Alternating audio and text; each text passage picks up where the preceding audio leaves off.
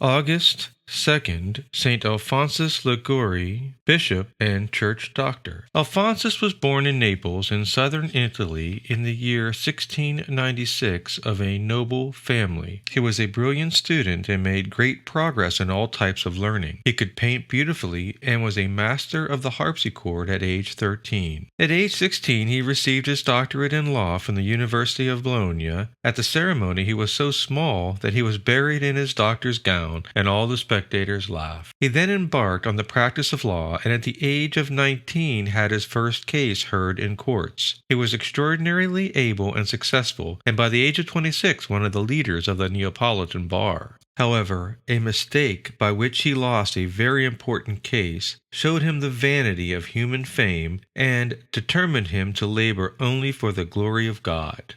Alphonsus abandoned his career as a lawyer and dedicated himself to pious exercises and charitable works. On August 28th of the year 1723, as he left a hospital, he found himself surrounded by a mysterious light. He felt the earth shake under his feet, and an interior voice said, "Why do you wait to leave the world and give yourself to me?" Alphonse left the hospital and went to the Church of the Redemption of the Captives. He laid his sword at the feet of the statue of Our Lady of Mercy and made a solemn resolution to enter the ecclesiastical state. He prevailed over strong opposition of his father. He then renounced his right of firstborn and started to study theology from his home. He was ordained in December of the year 1726 at the age of 30. For 6 years, he developed an intense apostolate, giving missions and preaching to the people, especially the poor classes in rural areas. Later, following the counsel of a bishop, he founded the Congregation of the Most Holy Redeemer, or the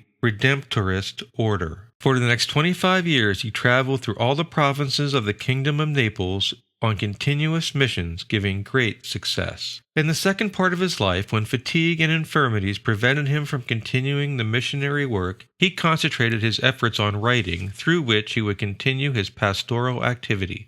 He based his writings on the actual experience in confessing thousands of souls and intended that they offer his congregation practical orientation for the sacrament of penance. This was the beginning of his work on moral theology. He was appointed by the Pope Bishop of St. Agatha of the Goths, a small Neapolitan diocese close to Naples. He reformed the lax diocese, more than once facing assassination attempts. Finally, his poor health made it impossible for him to continue. A terrible attack of gout left him paralyzed to the end of his days. He would only be able to say Mass supported by a chair. Despite these infirmities, the Holy See did not allow him to leave his flock until the year 1775 at the age of 79. He then retired to the monastery of his order to prepare for death, but he would have to wait 11 more years. Blind and deaf, but still lucid, he lived his last years in a wheelchair. He was dangerously ill so often that he received the last rites 9 times. He was tormented both physically and morally because he was assaulted for some years by concerns and anguish over the future of his order, as well as strong temptations against purity. He died peacefully in the mother house of the Redemptorists near Naples on August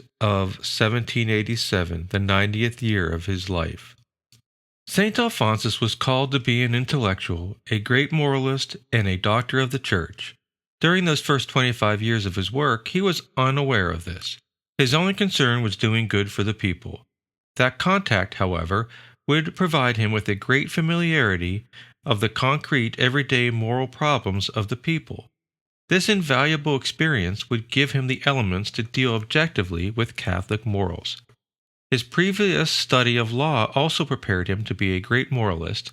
St. Alphonse fought to the end of his life. He was a great saint, a bishop, a doctor of the Church, a moralist, a founder of a religious order. With a life so replete, he was nonetheless still tormented by all kinds of spiritual temptations at the end of his life. He did not succumb to them, but God asked him to fight against them to the very end. Only by the time of his death had peace returned to his soul. One last fact from the life of Alphonsus. In the last years of his life, when he was in a wheelchair, every day a brother used to take him out to the cloister gardens for a little air. One day, he asked the brother, "Have we already finished the rosary?" The brother answered, "I do not remember if we finished them all, but I am sure that we got as far as such and such a mystery." Then Alphonsus began to pray the mysteries he was not sure he had said. The brother protested, "But my father, you are dispensed from saying it because of your age and state of health." He replied, "If I did not pray my full rosary even one day, I would fear for my salvation." It's a golden note to end the commentary on a golden life. Let us ask St. Alphonsus to protect us and all the people today who are ignorant and abandoned because of so many bad progressivist priests, bishops, and higher prelates.